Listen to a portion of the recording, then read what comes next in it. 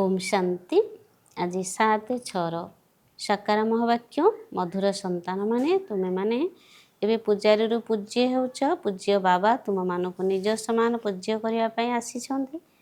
प्रश्न तुम मानक भितरे केउ दृढ़ विश्वास रहिछि। उत्तर तुमर दृढ़ विश्वास रहिछि जे आमे बंची थाउ थाउ बाबांको ठारू संपूर्ण वर्षा अर्थात संपत्ति नहीं देखाइबु। बाबांको स्मृति रे रही एही पुराणा शरीर को छाड़ी बाबांको साथी रे जीवु। बाबा आमको घर को जीवार सहज रास्ता बताउछन्ति। गीत ओम नमः शिवाय। ओम शांति ओम शांति। ओम शांति तो बहुत मनुष्य कहउछन्ति, पिला माने मध्य ओम शांति कहउछन्ति। शरीर भितरे जो आत्मा अछि से कहउछि ओम शांति, किंतु आत्मा माने यथार्थ भाव निजको जानि नाहंति ना बाबा को जानिछन्ति। जदिओ डाकुछन्ति किंतु बाबा कहउछन्ति मु जीए जेपरि अटे यथार्थ रीति मते केही जानि नाहंति। तुमे निजे निजको मध्य जानि नथिल मु किए केउठारु आसीछि। आत्मा पुरुष अटे ना बाबांकर संतान। समस्त आत्मा मानकर पिता हेले परमात्मा। तेणु आत्मा माने परस्पर मध्य भाई भाई होई गले पुणी शरीर दृष्टि रे काहाको पुरुष काहाको नारी कहा जाउछि, किंतु यथार्थ भाव आत्मा कौन एकथा कौनसी मनुष्य जानि नाहंति। एबे तुम मानकु एही ज्ञान मिलुछि जहाको तुमे साथी रे नहीं जाउछ सेठारे एही ज्ञान रहिबो नाही। मु आत्मा ए पुराणा शरीर को त्याग करी अन्य एक शरीर धारण करिवि, कारण आत्मार परिचय साथी रे नहीं जाई आत्मार परिचय साथी रे नहीं जाई थाओ। पूर्वरु तो आत्मा को मध्य जानि नथिले। आमे केबे ठारू पाठ करूछु किछि हेले जानि नथिलो। एबे मध्य केही केही संपूर्ण भावे निजको चिन्हि नाहंती। मोटामोटी भावे जानिछन्ति एवं स्थूल भावरे लिंग रूप को ही मने पकाउछन्ति। मु आत्मा बिंदु बाबा मध्य बिंदु तांको सेही रूपरे मने पकाइबा एपरि बहुत कम अछन्ति। बुद्धि क्रमान्वये रहिছে ना केही तो भल भावरे बुझी अनेक मध्य बुझाइबारे लागि पडुछन्ति। तुमे माने अन्य मानको बुझाउछ किंतु आत्मा भावी बाबांको मने पकाओ। से ही पतित पावन अटंती। प्रथमतः मनुष्य मानक पाखरे आत्मार परिचय ही नाही। तेणु ए कथा मध्य बुझाइबाकू हेबो। निजको आत्मा निश्चय कले बाबांको मध्य जानि पारिबो। आत्मा को ही चिन्हि नाहंती, सेतिपई बाबांको मध्य पूरा जानि पारु नाहंती। एबे तुमे माने जानुछ आमे आत्मा बिंदु स्वरूप अटु। एते छोट आत्मारे 84 जन्मर पाठ भरी होई रहिछि। एही कथा को मध्य तुमको बुझाइबाकू पड़िबो। नचेत केवल एतिकी कहउछन्ति जे एही ज्ञान तो बहुत भल, भगवान को सहित मिसिबा पई बहुत भल रास्ता बताउछन्ति, किंतु मु किए आमर पिता किए एक कथा केही भी जानि नाहंती। केवल बहुत भल बोली कहि देउछन्ति। केही पुणी एमिति भी कहि देउछन्ति जे एमाने समस्त को नास्तिक करि देउछन्ति। तुमे माने जानिछ एही ज्ञान को केही हेले बुझु नाहंती। तुमे बुझाउछ एबे पूज्य हेबाकू जाउछ। आमे काहार पूजा करूनाहु काहींकिना जे समस्तंकर पूज्य सर्वोच्च भगवान अटंती। आमे तांकर संतान अटु। से हेउछन्ति पूज्य पिताश्री। एबे तुमे जानुछ पिताश्री आमको निजर करी पाठ पढ़ाउछन्ति। सर्वोच्च पूज्य एकमात्र बाबा ही अटंती। तांको व्यतीत आउ केही पूज्य करि पारिबे नाही। पूजारी निश्चय पूजारी ही कराइबे। दुनिया रे समस्ते हेउछन्ति पूजारी। तुमको एबे पूज्य शिव बाबा मिलिछन्ति जे निज समान करूछन्ति। तुमको पूजा आदि करिबा छड़ाई देउछन्ति। निज साथी रे परमधाम घर को नहीं जाउछन्ति। यह हैला छी दुनिया मृत्यु लोक। रावण राज्य रे ही भक्ति आरंभ हेउछि। मनुष्य पूज्य रु पूजारी होई जाउछन्ति। पुणी पूजारी रु पूज्य करिबा पई बाबा को आसीबाकू पडुछि। एबे तुमे माने पूज्य देवता हेउछ। आत्मा ए शरीर द्वारा पाठ करूछि। एबे बाबा आमको पूज्य देवता करूछन्ति, आमको पवित्र करूछन्ति।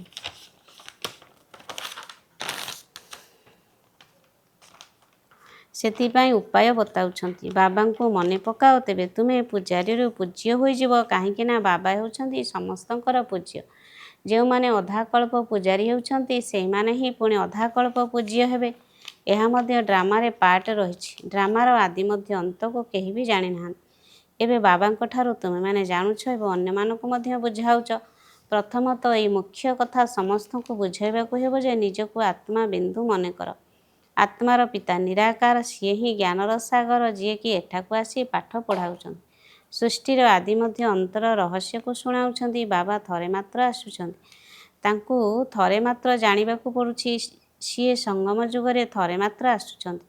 ପୁରୁଣା ପତିତ ଦୁନିଆକୁ ପବିତ୍ର କରୁଛନ୍ତି। ଏବେ ବାବା ଡ୍ରାମାର ପ୍ଲାନ୍ ଅନୁସାରେ ଆସିଛନ୍ତି। ଏହା କୌଣସି ନୂଆ କଥା ନୁହେଁ। କଳ୍ପ କଳ୍ପ ଏହିପରି ଆସୁଛନ୍ତି। ଗୋଟିଏ ସେକେଣ୍ଡ ମଧ୍ୟ ଆଗପଛ ହୋଇପାରିବ ନାହିଁ। ଏବେ ତୁମେ ମନକୁ ଠିକ୍ ଲାଗୁଛି। ବାସ୍ତବରେ ଆମମାନଙ୍କୁ ବାବା ସତ୍ୟ ଜ୍ଞାନ ଦେଉଛନ୍ତି। ପୁଣି କଳ୍ପ ପରେ ମଧ୍ୟ ବାବାଙ୍କୁ ଆସିବାକୁ ପଡ଼ିବ। ବାବାଙ୍କ ଦ୍ୱାରା ଏବେ ଯାହା କିଛି ଜାଣୁଛ ତାହା ପୁଣି କଳ୍ପ ପରେ ମଧ୍ୟ ଜାଣିବ। ଏକଥା ମଧ୍ୟ ଜାଣିଛ ଯେ ଏବେ ପୁରୁଣା ଦୁନିଆର ବିନାଶ ହେବ। ପୁଣି ଆମେ ସତ୍ୟଯୁଗରେ ଆସି ନିଜର ପାର୍ଟ କରିବୁ। ସତ୍ୟଯୁଗୀ ସ୍ୱର୍ଗବାସୀ ହେବୁ। ଏକଥା ବୁଦ୍ଧିରେ ଅଛି ନା? ଏକଥା ସ୍ମୃତିରେ ରହିଛି। ତେଣୁ ଖୁସି ମଧ୍ୟ ରହୁଛି। ଏହା ତୁମମାନଙ୍କର ଛାତ୍ର ଜୀବନ ଅଟେ ନା? ଆମେ ସ୍ୱର୍ଗବାସୀ ହେବା ପାଇଁ ପାଠ ପଢ଼ୁଛୁ। ଯେପର୍ଯ୍ୟନ୍ତ ପାଠପଢ଼ା ଶେଷ ନ ହୋଇଛି ସେ ପର୍ଯ୍ୟନ୍ତ ଏହି ଖୁସି ସ୍ଥାୟୀ ରହିବା ଆବଶ୍ୟକ।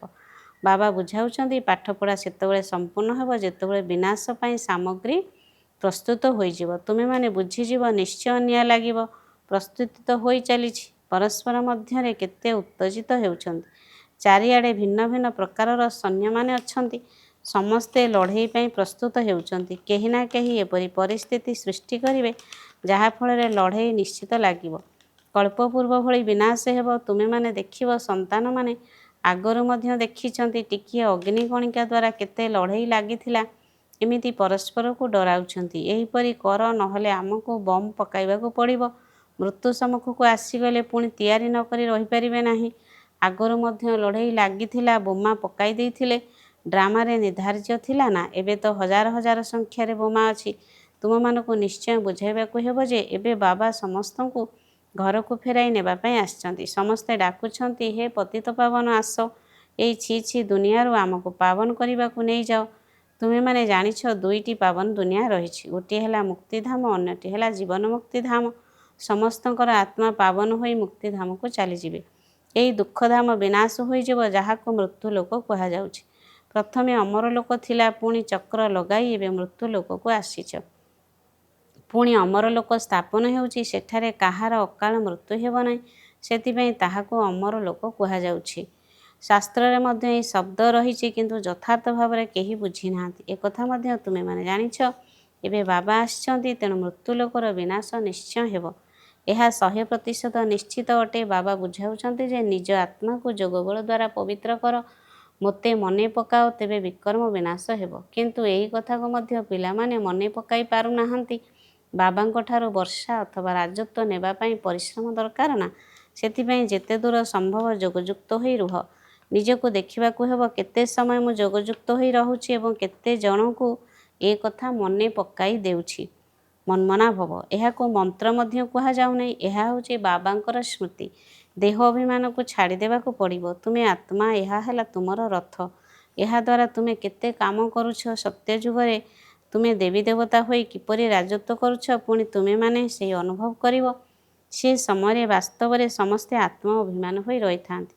ଆତ୍ମା କହିବ ମୋର ଏହି ଶରୀର ବୁଢ଼ା ହୋଇଗଲାଣି। ଏହାକୁ ଛାଡ଼ି ନୂଆ ଶରୀର ନେବି। ସେଠାରେ ଦୁଃଖର କୌଣସି କଥା ନାହିଁ। ଏଠାରେ ଶରୀର ତ ଛାଡ଼ିବା ପାଇଁ କେତେ ଡାକ୍ତରଙ୍କର ଔଷଧ ଆଦି ଖାଇବାର କଷ୍ଟ କରୁଛନ୍ତି। ତୁମକୁ ରୋଗ ବେମାରୀ ଆଦିରେ ମଧ୍ୟ ଏହି ପୁରୁଣା ଶରୀର ପ୍ରତି କେତେ ବିତୃଷ୍ଣା ଆସିବା ଉଚିତ ନୁହେଁ। କାହିଁକିନା ତୁମେମାନେ ଜାଣିଛ ଯେ ଏହି ଶରୀରରେ ରହି ଆମେ ବାବାଙ୍କ ଠାରୁ ବର୍ଷା ନେବୁ। ଶିବ ବାବାଙ୍କ ସ୍ମୃତି ଦ୍ୱାରା ପବିତ୍ର ହୋଇଯିବୁ। ଏହା ହିଁ କଷ୍ଟକର ଅଟେ। କିନ୍ତୁ ପ୍ରଥମେ ତ ଆତ୍ମାକୁ ଜାଣିବାକୁ ପଡ଼ିବ। ମୁଖ୍ୟ ହେଉଛି ତୁମର ଯୋଗର ଯାତ୍ରା। ଯୋଗଯୁକ୍ତ ହୋଇ ରହି ପୁଣି ଆମେମାନେ ଶାନ୍ତିଧାମ ବ୍ରହ୍ମଲୋକକୁ ଚାଲିଯିବୁ ଯେଉଁଠି ଆମେ ନିବାସ କରିଥାଉ। ତାହା ହିଁ ଆମର ଶାନ୍ତିଧାମ। ଶାନ୍ତିଧାମ ସୁଖଧାମକୁ ତୁମେ ହିଁ ଜାଣୁଛ ଏବଂ ମନେ ପକାଉଛ। ଏକଥା ଆଉ କେହି ଜାଣିନାହାନ୍ତି। ଯିଏ କଳ୍ପ ପୂର୍ବରୁ ବାବାଙ୍କ ଠାରୁ ବର୍ଷା ନେଇଥିଲେ ଏବେ ମଧ୍ୟ ସେଇମାନେ ହିଁ ନେବେ। ମୁଖ୍ୟ ହେଉଛି ଯୋଗର ଯାତ୍ରା। ଭକ୍ତିମାର୍ଗର ଯାତ୍ରା ଏବେ ଶେଷ ହୋଇଯିବ। ଭକ୍ତିମାର୍ଗ ହିଁ ସମାପ୍ତ ହୋଇଯିବ। ଭକ୍ତିମାର୍ଗ କ'ଣ? ଜ୍ଞାନ ଥିଲେ ହିଁ ବୁଝିପାରିବେ। ଭାବୁଛନ୍ତି ଭକ୍ତି ଦ୍ୱାରା ଭଗବାନଙ୍କୁ ପାଇବେ। କିନ୍ତୁ ଭକ୍ତିର ଫଳ କ'ଣ ଦେବ?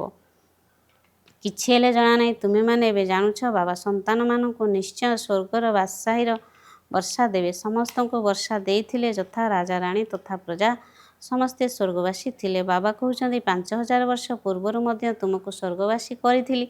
ଏବେ ପୁଣି ତୁମକୁ ସ୍ୱର୍ଗବାସୀ କରୁଛି। ପୁଣି ତୁମେ ଏପରି 84 ଜନ୍ମ ନେବ। ଏ କଥା ବୁଦ୍ଧିରେ ମନେ ରହିବା ଉଚିତ। ଭୁଲିଯିବା ଉଚିତ ନୁହେଁ। ସୃଷ୍ଟିର ଆଦି ମଧ୍ୟ ଅନ୍ତର ଜ୍ଞାନ ଯାହା ବାବାଙ୍କ ପାଖରେ ଅଛି ତାହା ପିଲାମାନଙ୍କ ବୁଦ୍ଧିରେ ମଧ୍ୟ ରହିଛି। ଆମେ କିପରି 84 ଜନ୍ମ ନେଉଛୁ, ଏବେ ପୁଣି ବାବାଙ୍କ ଠାରୁ ବର୍ଷା ନେଉଛୁ। ଅନେକ ଥର ବାବାଙ୍କ ଠାରୁ ବର୍ଷା ନେଇଛୁ। ବାବା କହୁଛନ୍ତି ଯେପରି ନେଇଥିଲ ପୁଣି ମଧ୍ୟ ନିଅ।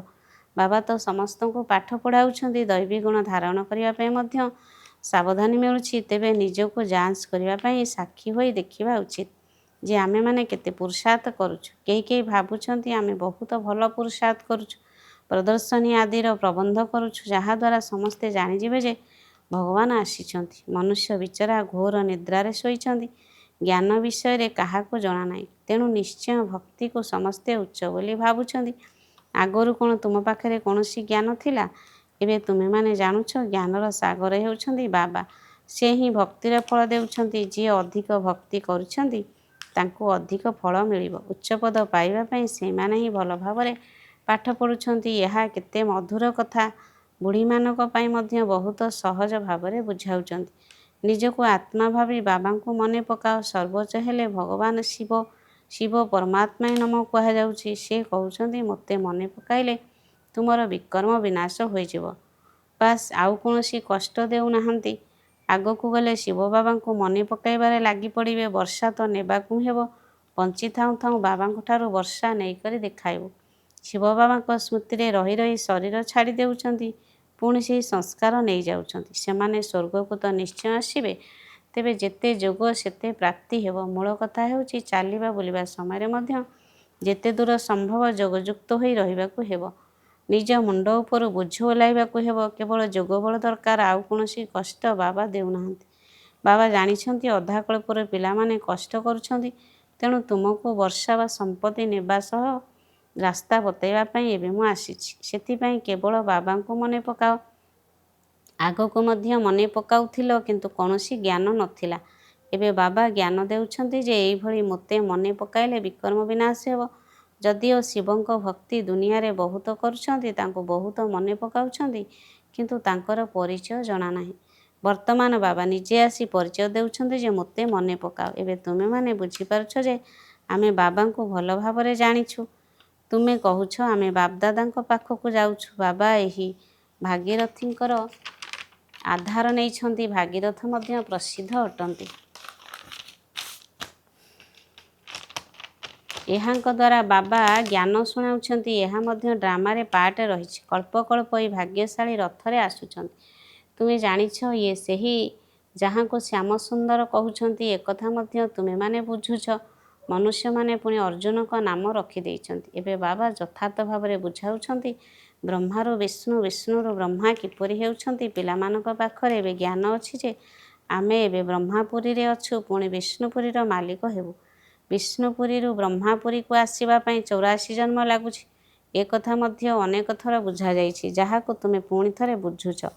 ଆତ୍ମାକୁ ଏବେ ବାବା କହୁଛନ୍ତି କେବଳ ମୋତେ ମନେ ପକାଅ, ତେବେ ତୁମର ବିକର୍ମ ବିନାଶ ହୋଇଯିବ। ସେଥିପାଇଁ ତୁମେ ଖୁସି ମଧ୍ୟ ହେଉଛ। ଏହି ଗୋଟିଏ ଅନ୍ତିମ ଜନ୍ମ ପବିତ୍ର ହେବା ଦ୍ୱାରା ଆମେ ପବିତ୍ର ଦୁନିଆର ମାଲିକ ହେବୁ। ତେଣୁ କାହିଁକି ପବିତ୍ର ନ ହେବୁ? ଆମେ ଏକ ପିତାଙ୍କର ସନ୍ତାନ, ବ୍ରହ୍ମା କୁମାର କୁମାରୀ ଅଟୁ। ତଥାପି ମଧ୍ୟ ଏହି ଶାରୀରିକ ଭାବନାକୁ ବଦଳାଇବାରେ ସମୟ ଲାଗୁଛି। ଧୀରେ ଧୀରେ ଶେଷ ସମୟକୁ କର୍ମାତୀତ ଅବସ୍ଥା ହେବ। ବର୍ତ୍ତମାନ କାହାର କର୍ମାତୀତ ଅବସ୍ଥା ହେବା ଅସମ୍ଭବ।